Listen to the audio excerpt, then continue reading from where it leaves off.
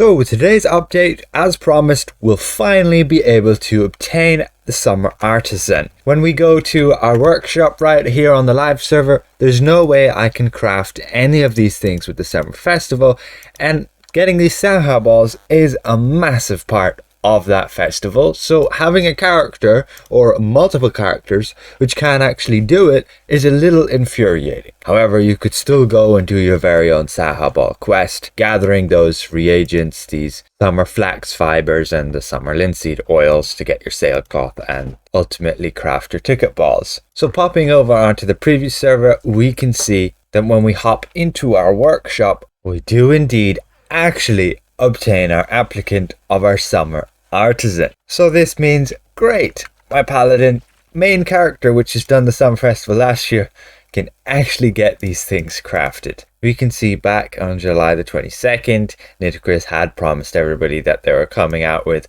an early fix next week to address this issue with the Summer Artisan. And there was also some bug with the Sahaa ball being able to get stuck above the goal posts. So with regards to the patch notes, we can see that you'll properly be able to receive your Summer Artisan this year. And a fix to this as well is increasing the maximum number of artisans in the workshop per rank. This means anybody at the artisan cap will still be able to receive this year the Summer Artisan due to them having that one extra space. However, this won't be intended to be a regular thing, so it won't happen next year. So if you're at your artisan cap, you might very well have to go and dismiss one to make room. I did not have that problem at all, since as you can see on the live server, I'm not at the cap at all. I have still 3 extra slots, 19 out of 22, so that wasn't the problem for me. Anyway, again, hopefully it is fixed for you guys. And just a quick tip there with your artisan, unfortunately she will be level 1 when you obtain her. Ideally what you will do is you'll craft these lesser items and then gain the experience through doing so. For example, here we gain 20 XP just for crafting some watermelon sorbet. You'll need these reagents which you can gather in your said summer festival, either by doing the tasks or gathering those other flowers and trading them in. You can also craft here your fire blossom petals, but only 5 of them, and it's not worth your time in my opinion, or especially your morale. And ultimately you're be crafting this sailcloth, but you can see the proficiency when your artisan is only level 1 is only 69%. So I have 31% chance that this would fail and waste these resources. So ideally you would chuck in something here that would give you proficiency, like this one would give me plus 10, so now I'm on 83%. But it's not for very long. You can see you gain the 50 XP, then another 50, and the artisan is already nearly leveling up. So once she does go and level up, you can see the proficiency skyrockets, and now it's easily at 100%, even clearing this. We're at 94%, and that's the same with the Sahaa ball. You will usually at least not be so unlucky that you would fail that. And then the higher level up your artisan gets, the more proficiency and focus it will get. I don't believe the focus is a thing with the Summer Festival crafting, so don't worry about that. But getting her leveled up will help you always be able to craft these items without any fail rate. So you could indeed go craft watermelon, squash soup, caprice, just so that you can get this proficiency to 100% by leveling your artisan. And that way, when you go and craft these important things, you'll have her at 100% proficiency and not end up ever failing. Last thing to note though is if you're trying to get this artisan on a very new character,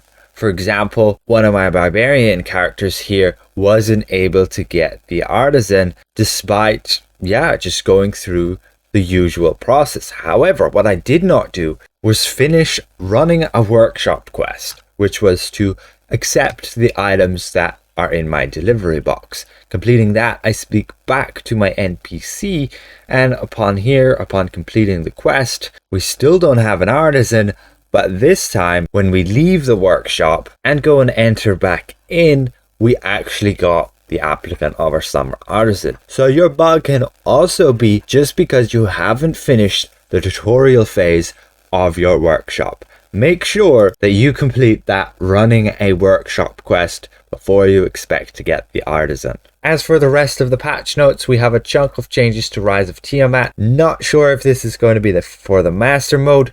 Highly unlikely this is just going to be for the normal mode, making that a bit more easier for you guys to complete it while within the RTQ with an entire random group. You can see it's just listed there as one of the 4 trials. They do intend to add Zauriel and they do intend to bring back Demogorgon, but we'll see. That's a work in progress. Now, as for the changes with Tiamat, well, they're going to significantly reduce the HP of these mini bosses. I'm just casting artifacts here. Here we have one of the mini bosses, and on the other side we have the other mini boss, and this is in the last phase. You still want the tanks to be tanking those mini bosses, and even if you kill them in earlier phases, they will spawn back here.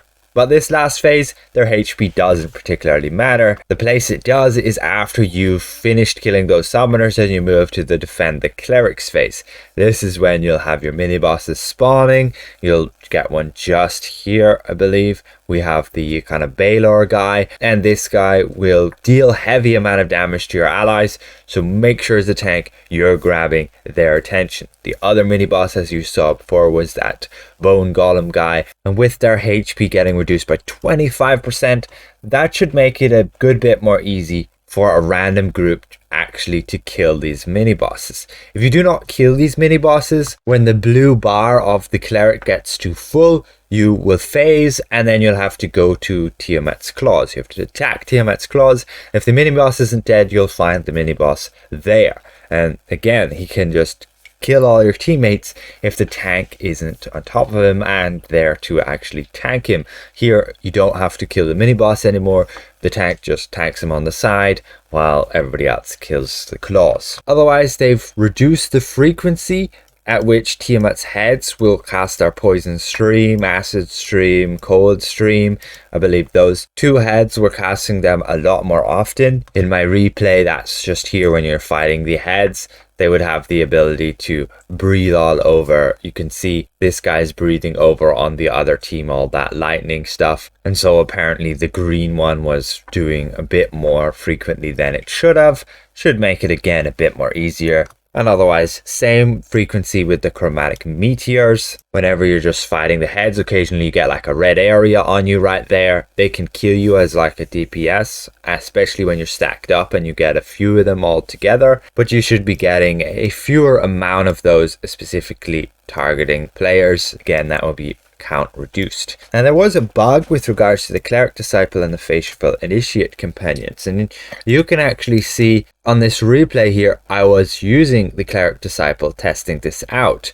I had gone and reported it after this, as it's quite amusing how quickly the cleric can heal. Can also take a chunk of damage if you fight the mini boss right next to her, but you can see the massive jump ups, and essentially you were reducing the time of that defend the cleric phase all the way down to about 2 minutes. And I reported this to Lasser, and he said something along the lines of he'll have a look into it and probably get it fixed if it's not intended. And so yeah, with this patch notes, no longer will we be able to use that to make the phase a lot shorter. And lastly, just a very slight adjustment with regards to the UI of people's stores. You can see this is before the update and after the update. It look a little bit smaller, as you can see there. I'm not sure why they do this, but yeah, this will be the new variant. This is the older variant. And you can see that in the patch notes, an interface scale 2.0 stores now properly display their contents in 2 columns.